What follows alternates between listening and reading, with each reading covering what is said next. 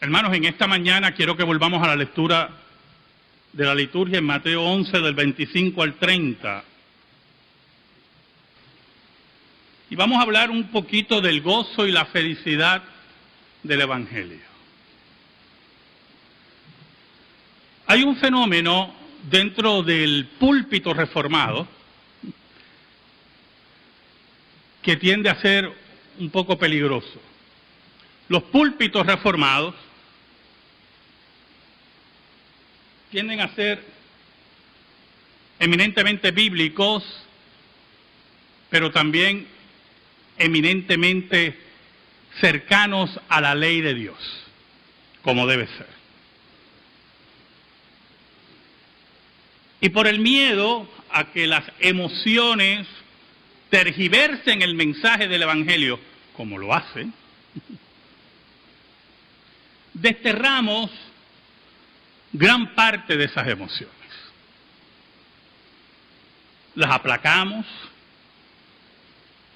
las educamos, y se nos olvida que hay un aspecto del Evangelio, del encuentro con el Evangelio, que es la felicidad y la paz que solamente puede dar el mensaje de Cristo. Ese mensaje estaba interno, intrínseco en las palabras de Jesús, en su enseñanza. Era un camino difícil como fue para Jesús y para los apóstoles, para los discípulos de Cristo, pero al mismo tiempo, en esa paradoja que solamente existe en la vida cristiana, era el gozo, la felicidad y la paz que el mundo no puede dar. Pero en contraste a qué es la paz y la felicidad.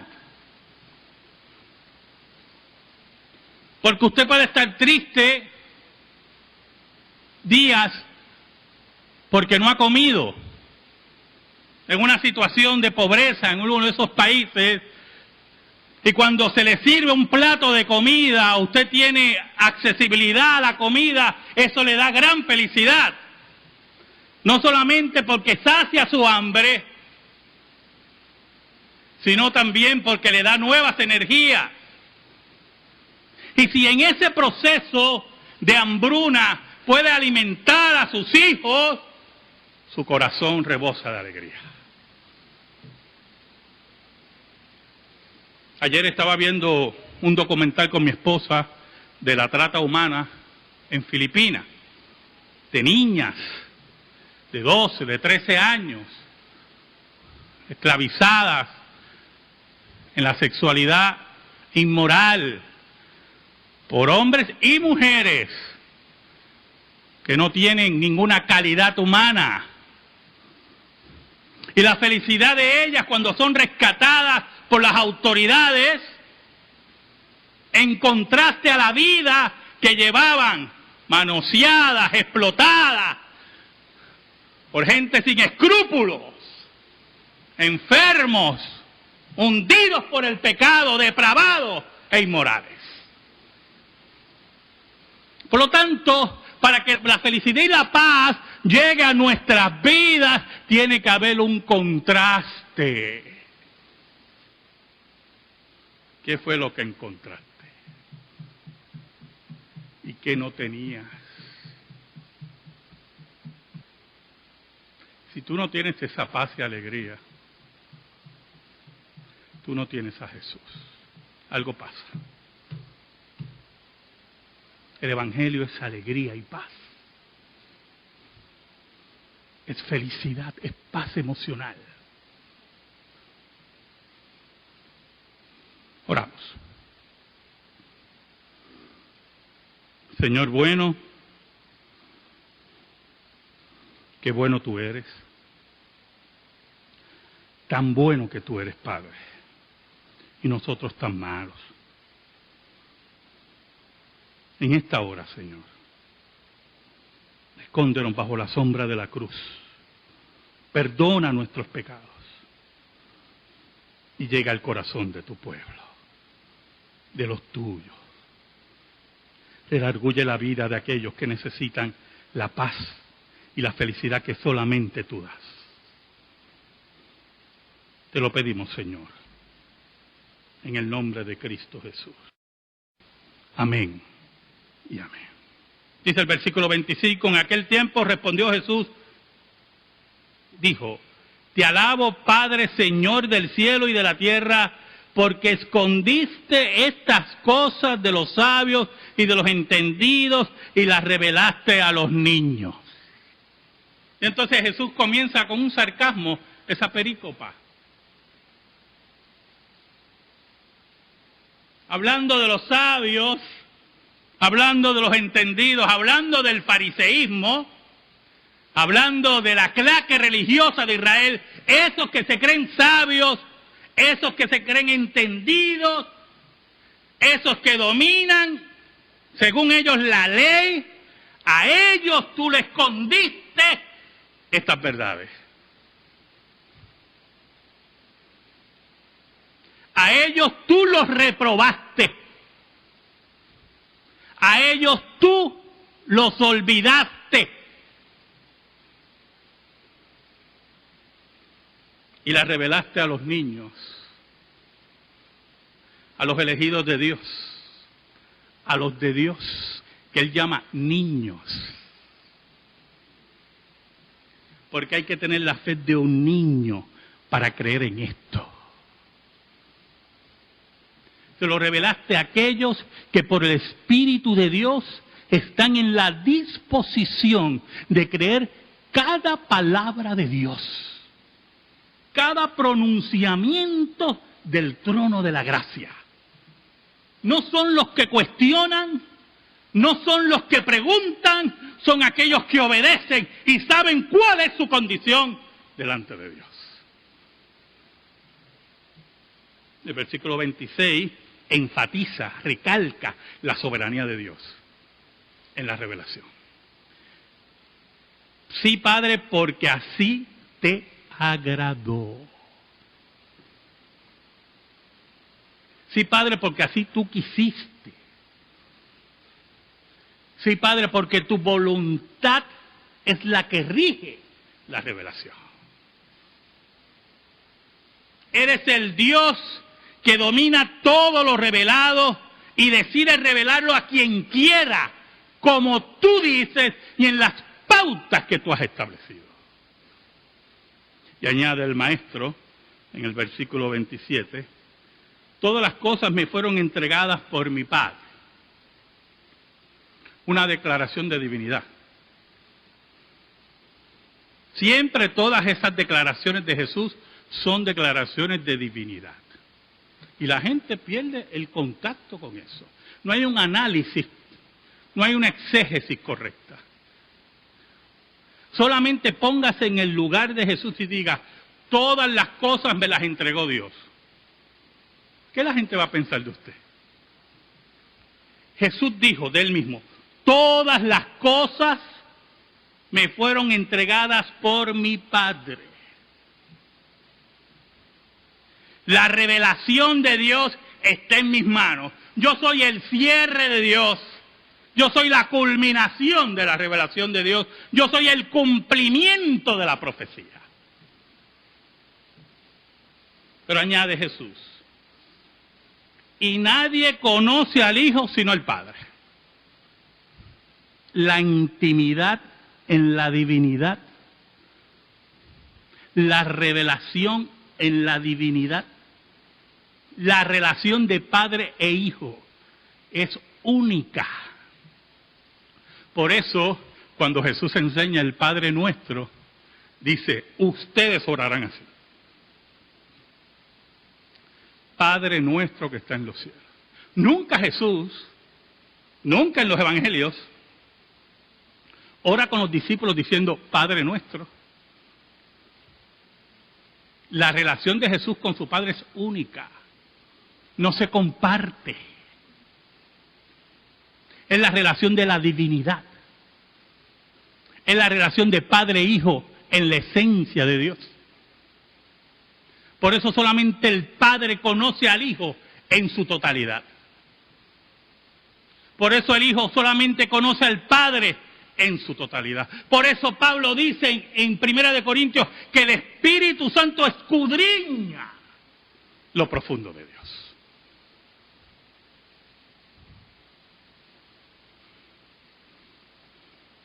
Añade, ni al Padre conoce a alguno sino el Hijo, y aquel a quien el Hijo lo quiera revelar.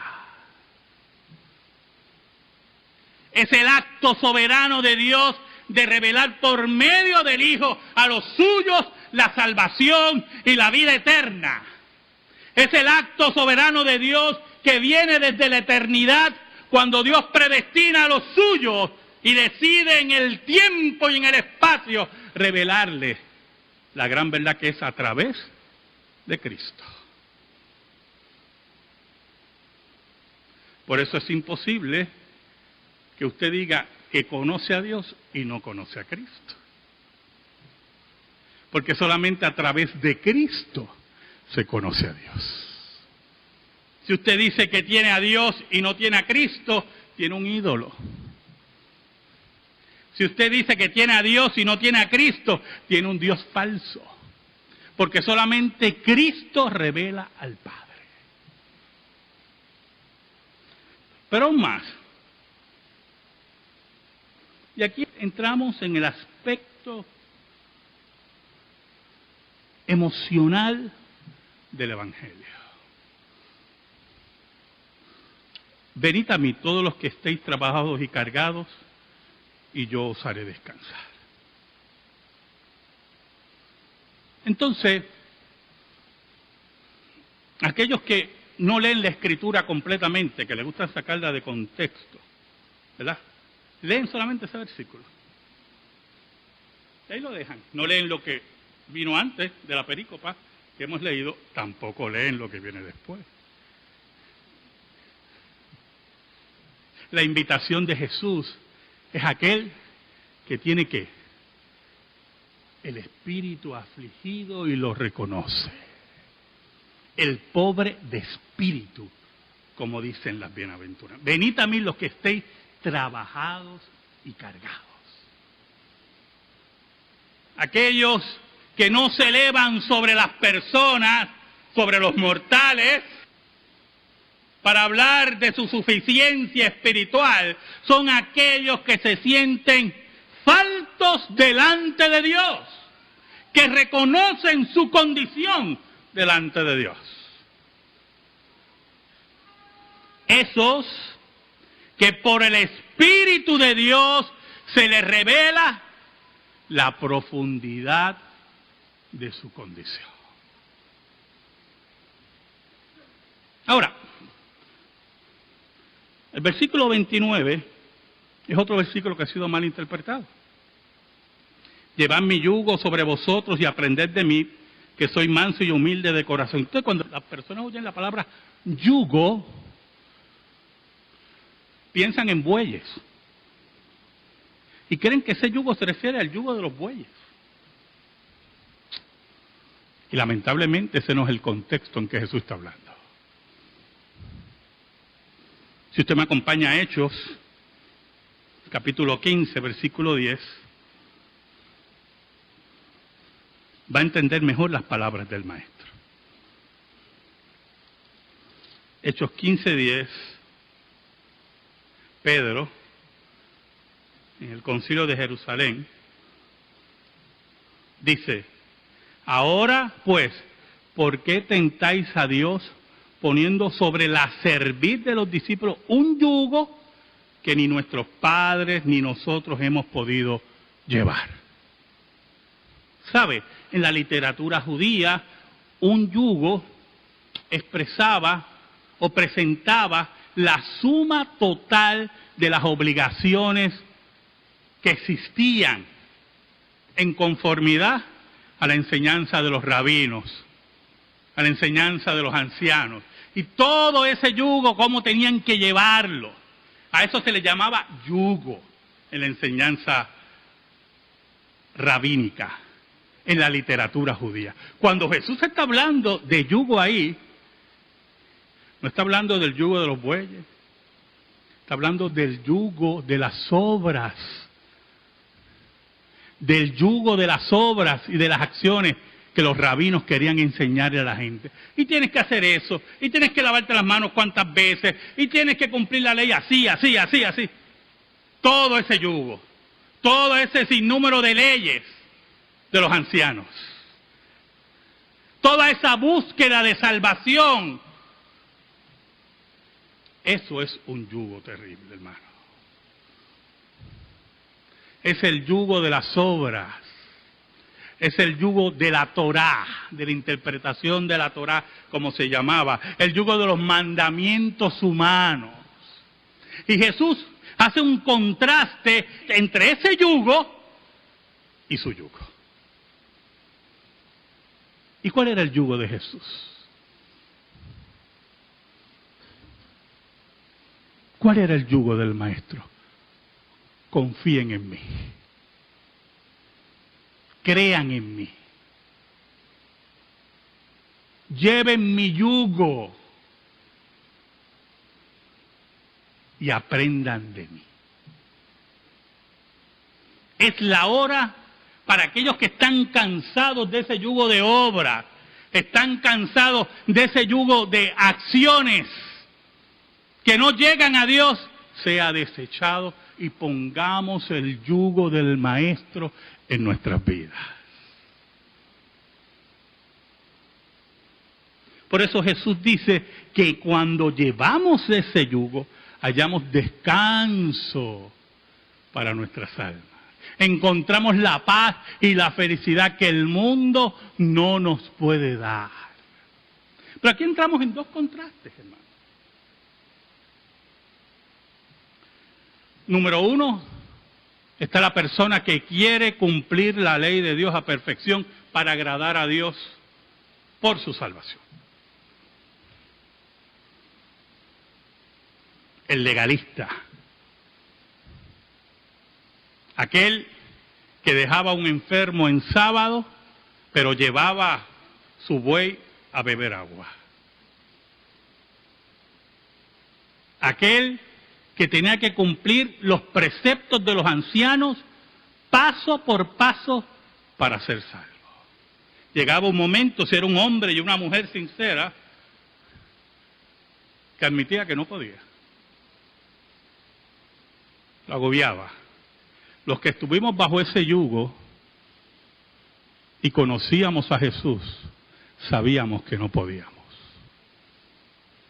Que no podíamos cumplir la ley. ¿Sabe?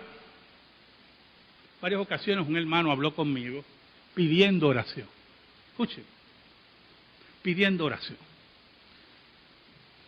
Y él vivía agobiado por las diferentes tentaciones que llegaban a su vida. Y él no completaba el diálogo, yo hermano. Yo sabía lo que él quería decir. No se atrevía a completar el diálogo. Lo que pasa es que cedía a las tentaciones. ¿Sabe algo, hermano? Usted no va a poder evitar pecar, ¿o yo? Jamás va a poder evitar pecar. Y el que diga que puede evitar pecar, miente. Ha desechado el yugo de Cristo por el yugo de la ley. ¿Sabe algo, hermano? Las tentaciones van a llegar a su vida todos los días. Van a tocar la puerta. Van a estar ahí. ¿Sabe algo, hermano? Desde el punto de vista bíblico, la tentación que llega a usted, muchas de ellas ya son pecados en su vida, ¿yo? Porque posiblemente usted no hizo una acción de violencia contra su vecino, pero lo deseó en su corazón. Ya pecó. Y posiblemente usted está muy satisfecho diciendo, qué bueno, me resistí. Ya usted pecó. Lógico, no llevó a otras consecuencias, pero ya usted pecó. Porque lo tiene en su corazón y le quería arrancar la cabeza en algún momento, ¿verdad la discusión? Ya está en su corazón. Y posiblemente miró a una mujer en la calle y la deseó, nunca se acostó con ella, Y mucho menos si usted se miraba en el espejo. ¿Verdad? Pero ya la deseó en su corazón, ya adulteró. ¿Quién puede llevar ese yugo?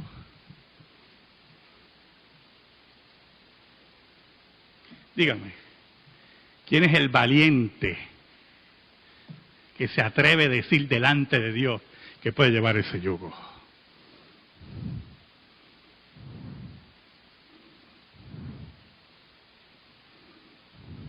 Por eso Cristo decía, los antiguos los dijeron, no adulterarás, pero yo os digo que si alguno desea una mujer que no sea la suya, ya adulteró en su corazón.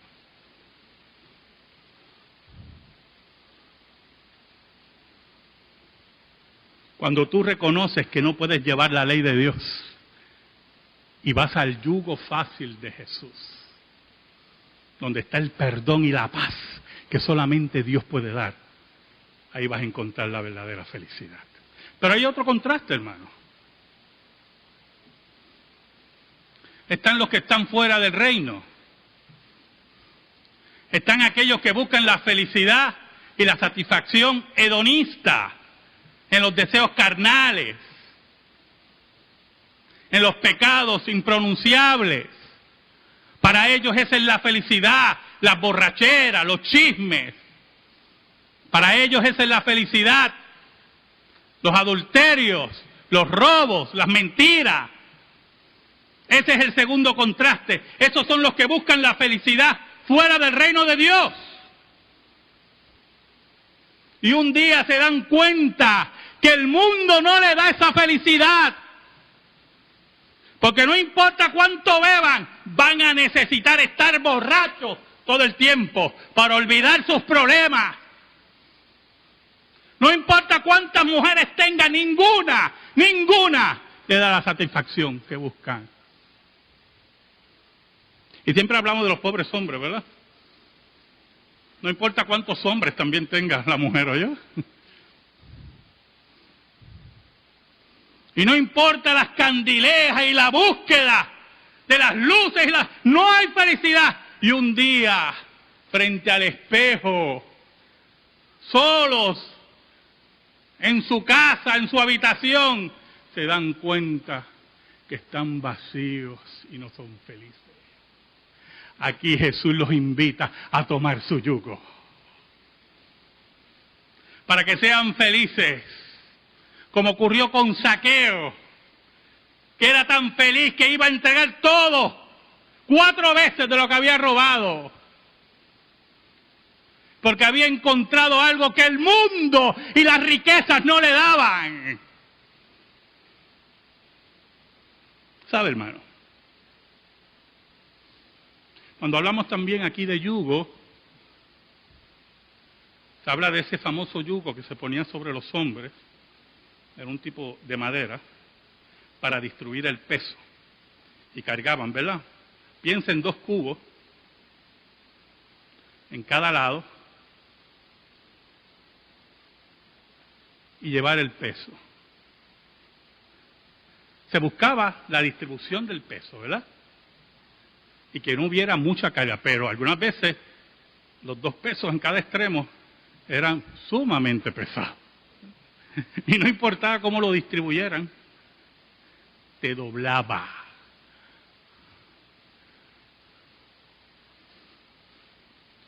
Jesús te invita a su yugo que es ligero y su carga es fácil. ¿Sabes algo? Porque el que se dobló por ti fue Jesús. El que llevó la carga por ti fue Jesús. El que llevó el pecado por ti es Jesús.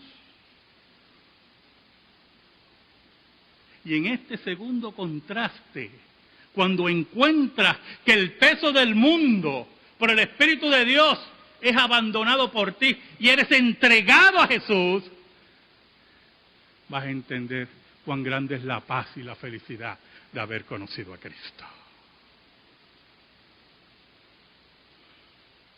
Por eso en el versículo 30 Jesús dice, porque mi yugo es ligero, mi yugo es fácil y ligera mi carga. Amén. Gracias te damos, Señor, por tu palabra. Te pedimos, Señor, que la misma sea atesorada en nuestra vida. En el nombre de Jesús. Amén. Y amén. Estamos en silencio, hermano.